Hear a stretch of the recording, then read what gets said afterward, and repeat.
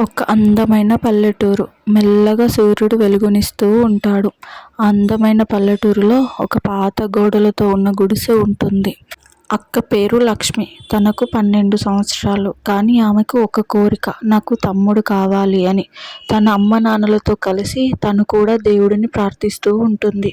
అలా రోజులు గడుస్తుండగా వాళ్ళ అమ్మకు 9 నెలలు నిండుతాయి. అందరూ ఎంతో ఆనందంగా ఉంటారు. లక్ష్మి అనుకున్నట్టే తమ్ముడు పుడతాడు. కానీ అనారోగ్యంతో అమ్మ చనిపోతుంది. తమ్ముడిని పట్టుకొని అమ్మా అమ్మా లే అమ్మా అంటూ ఎంతో ఏడుస్తుంది లక్ష్మి. అమ్మ ఇంకా లేవదు అని అర్థం చేసుకుంటుంది. అమ్మ లేదని బాధపడకు నాన్న, నేను చూసుకుంటాను మిమ్మల్ని అని ధైర్యం చెప్తుంది. లక్ష్మి బాధలో కూడా ఎంతో ధైర్యంగా నిలబడే అమ్మాయి. అమ్మ చనిపోయి సంవత్సరం కూడా కాలే. నాన్న హార్ట్అటాక్తో చనిపోతాడు.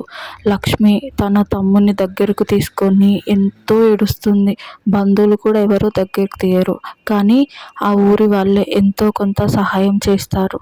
లక్ష్మి అనుకుంటుంది, తన తమ్ముడికి ఉన్నది ఇప్పుడు నేను ఒక్కదాన్నే. నేను అధైర్యపడి తమ్ముడిని అనాథ చేయొద్దు అని అనుకుంటుంది. లక్ష్మి చిన్న వయసు నుండి పొలం పనులు చేస్తూ రొట్టెలు అమ్ముకుంటూ వచ్చిన డబ్బులతో తన తమ్ముడిని చదివిస్తూ ఉంటుంది. ఒకరోజు రాత్రి తమ్ముడు, రవి రారా తిని వెళ్ళి చదువుకుందువు అని అక్క పిలుస్తుంది.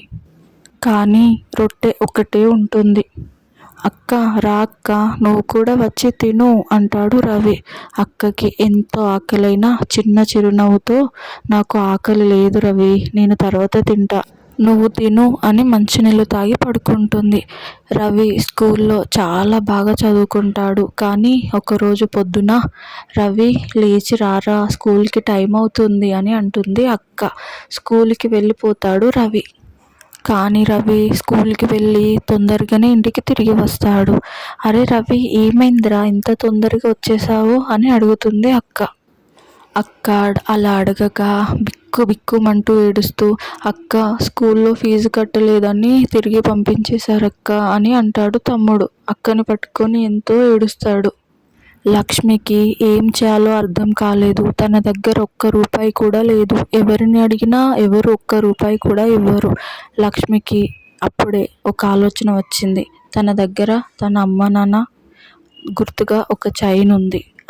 అదే తన అమ్మ తాళి. వాళ్ళ అమ్మ నాన్న గుర్తుగా వాళ్ళ దగ్గర ఉన్నది అదొక్కటే. అయినా లక్ష్మి అది అమ్మేసి తన తమ్ముడి ఫీజు క్లియర్ చేస్తుంది. అప్పుడే చుట్టుపక్కల వాళ్ళు లక్ష్మితో మాట్లాడతారు. లక్ష్మి పెళ్లి చేసుకో, లక్ష్మి పెళ్లి చేసుకుంటే వాళ్ళు కూడా నీ తమ్ముడిని చూసుకుంటారు, అప్పుడు ఇంత కష్టం ఉండదుగా అని సంబంధాలు కూడా తీసుకొస్తారు. కానీ లక్ష్మి ఏది ఒప్పుకోదు, అన్నీ రిజెక్ట్ చేస్తుంది. ఎందుకు లక్ష్మి ఇలా తెచ్చిన సంబంధాలన్నీ ఎందుకు ఇట్లా రిజెక్ట్ చేస్తున్నావని ఊరి వాళ్ళు అడగగా అప్పుడు లక్ష్మి అంటుంది, నాకు తమ్ముడే ముఖ్యం, తమ్ముడి తర్వాతే నాకు ఎవరైనా ఏదైనా, నాకు నా జీవితం ముఖ్యం కాదు అని అంటుంది.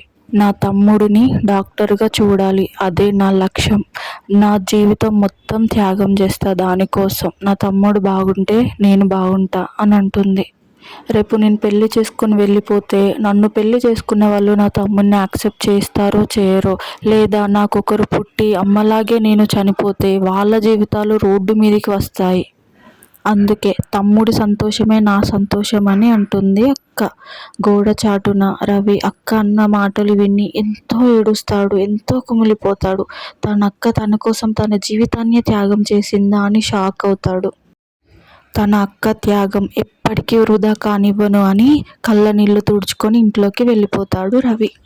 రవి అప్పటి నుండి ఇంకా బాగా చదువుకొని 10th స్టేట్ ఫస్ట్ ర్యాంక్ వస్తాడు. తర్వాత నుండి గవర్నమెంట్ ఇచ్చిన ఫ్రీ స్టడీతో ఇంటర్మీడియట్ పూర్తి చేస్తాడు. ఆ తర్వాత ఎంబీబీఎస్ కాలేజ్లో జాయిన్ అవుతాడు. రవి అమాయకమైన చిరునవ్వుతో ఉంటాడు. కానీ పట్నం అతనికి కొత్త. కాలేజ్లో అందరూ చాలా చులకనగా చూస్తారు రవిని. ఎవరూ మాట్లాడరు, ఎవరూ ఫ్రెండ్షిప్ చేయరు, ఎవరూ దగ్గరికి కూడా రారు.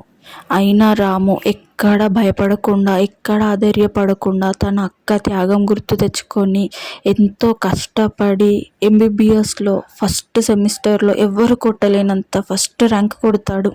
అది క్లాస్లో స్టూడెంట్స్కి ఎవ్వరికీ నచ్చలేదు. అందరూ కలిసి ఎలా అయినా రాము చదువుకోకుండా చెయ్యాలి అని అనుకుంటారు. రాముని చాలా ర్యాగింగ్ చేస్తారు, చాలా మాటలు అంటారు. అయినా కూడా రాము ఎక్కడ డిస్టర్బ్ అవ్వకుండా చదువుకుంటారు. అప్పుడే వాళ్ళందరూ కలిసి ఒక ప్లాన్ వేస్తారు. ఒక అమ్మాయి, తన పేరు రేఖ, తనని ట్రాప్ చేసి తన చదువుని డిస్టర్బ్ చేయమని రాము దగ్గరికి పంపుతారు. రవి, నువ్వు అసలు ఏం బాధపడకు రవి, నీకు నేనున్నాను. ఎవరు నీతో ఫ్రెండ్షిప్ చేయకుంటే నేను నీతో చేస్తా, నేను నీకోసం ఉంటాను రవి అని అంటుంది కన్నింగ్ రేఖ. పాపం రవి ఆ కన్నింగ్ ముసుగు తెలియక నిజంగానే స్నేహం చేస్తాడు. అలా కొన్ని రోజులు స్నేహం చేయగా రేఖ ఒకరోజు, రవి నీతో ఒక విషయం చెప్పాలి, సాయంత్రం పార్కులో కలుస్తావా అని అంటుంది. రేఖ, చెప్పు రేఖ, ఏదో మాట్లాడాలన్నావు కదా అని అంటాడు రాము. తను ఎంతో భయపడినట్టు నటిస్తూ, నువ్వంటే నాకు చాలా ఇష్టం రవి, ఎలా ఇష్టపడ్డానో, ఎందుకు ఇష్టపడ్డానో రీజన్ తెలీదు, కానీ నువ్వు లేకుంటే నేను ఉండలేను రవి అని అలా రేఖ అనగా షాక్తో రవి, ఏంటి రేఖ నువ్వు అంటుంది, ఇలా ఎప్పటి నుంచి, అసలు నువ్వేం మాట్లాడుతున్నావు నాకు అర్థం కావట్లేదు అని అంటాడు. నా కోసం నా అక్క త్యాగం ఉంది, నా కోసం నా అక్క ఎంతో కష్టపడుతూ నన్ను ఇక్కడి దాకా చదివించింది. ఇలా నేను ప్రేమ అని నీతో తిరగలేను. నా లక్ష్యం ఒక్కటే, ఎంబీబీఎస్ డాక్టర్ అవ్వటం, నా అక్క పెట్టుకున్న నమ్మకం నిలబెట్టడం. నీకు నేను అంతలా కావాలనుకుంటే నేను స్టడీస్ అయిపోయాక, ఎంబీబీఎస్ డాక్టర్ అయ్యాక అప్పుడు వచ్చి ఇదే మాట చెప్పు, అప్పుడు ఆలోచిస్తాను అంటూ కోపంగా వెళ్ళిపోతాడు రవి. రేఖ కోపంగా చిరాకుతో, ఇలా చేశాడేంటి, నన్నే రిజెక్ట్ చేస్తాడా, చెప్తా వీడి పని అని కొన్ని రోజులు కామ్గా ఉండి ఆ తర్వాత మళ్ళీ రాము దగ్గరికి వెళ్ళి, చూడు రాము, నేను సెమిస్టర్లో ఫెయిల్ అయిపోయాను, నీ వల్లే, నువ్వు దూరం పెట్టడం వల్లే అని అంటుంది. నా వల్ల ఒక అమ్మాయి ఫెయిల్ అవ్వటం ఏంటి, ఇలా జరగకూడదు, తన స్టడీ డిస్టర్బ్ కాకూడదు అని అనుకొని తనతో స్నేహం చేస్తాడు రవి. కొన్ని రోజులు అలా గడుస్తూ ఉండగా రేఖ రాముని అస్సలు చదువుకోనివ్వదు, చాలా డిస్టర్బ్ చేస్తుంది. అలా సెమిస్టర్లో రాము ఫెయిల్ అయిపోతాడు. తన బాధని రేఖతో షేర్ చేసుకుందామని క్లాస్ రూమ్కి వెళ్తూ ఉండగా అక్కడ రేఖ వాళ్ళ ఫ్రెండ్స్తో కూర్చొని హైఫై కొట్టుకుంటూ నవ్వుతూ, రాముని భలే ట్రాప్ చేసాం కదా, వెర్రి బ్యాగ్లోడు నిజంగానే నమ్మేశాడు అని అంటూ చాలా నవ్వుకుంటారు. అది విని రాము ఎంతో బాధపడతాడు. వీళ్ళకి నేను కరెక్ట్గా సమాధానం చెప్పాలి అంటే అది నా ఎంబీబీఎస్ పట్టాతోనే చెప్తా అని రాము బలంగా అనుకుంటాడు. తన అక్క చేసిన త్యాగం రాము గుర్తు తెచ్చుకొని ఇంకా గట్టిగా బలంగా స్టడీస్ పైన ఫోకస్ చేస్తాడు. ఎంబీబీఎస్ లాస్ట్ ఫైనల్ ఎగ్జామ్స్ రానే వచ్చాయి. రాము ఫస్ట్ క్లాస్లో పాస్ అయ్యి ఎంబీబీఎస్ పట్టా గౌరవంగా తీసుకుంటాడు. పక్కనే ఫెయిల్ అయి కూర్చున్న రేఖ తన ఫ్రెండ్స్ మొహం కిందికేసుకొని కూర్చుంటారు. గట్టి చెంప దెబ్బ కొట్టినట్టు అనిపిస్తుంది రేఖకి. రాము తిరిగి తన ఊరికి వెళ్ళి తన డిగ్రీ పట్టా తన అక్క చేతిలో పెట్టి, అక్క నన్ను డాక్టర్ చేసింది నా చదువు కాదక్క, నీ త్యాగం అంటూ హత్తుకొని ఏడుస్తారు. నువ్వు నవ్వితే చాలరా, అదే నా జీవితం అంటుంది అక్క లక్ష్మి. ప్రపంచంలో దేవుడు కనిపించకపోవచ్చు, కానీ ప్రతి అక్కలో ఒక దేవత ఉంటుంది. అక్క తమ్ముడి కథ నచ్చితే ప్లీజ్ సబ్స్క్రైబ్.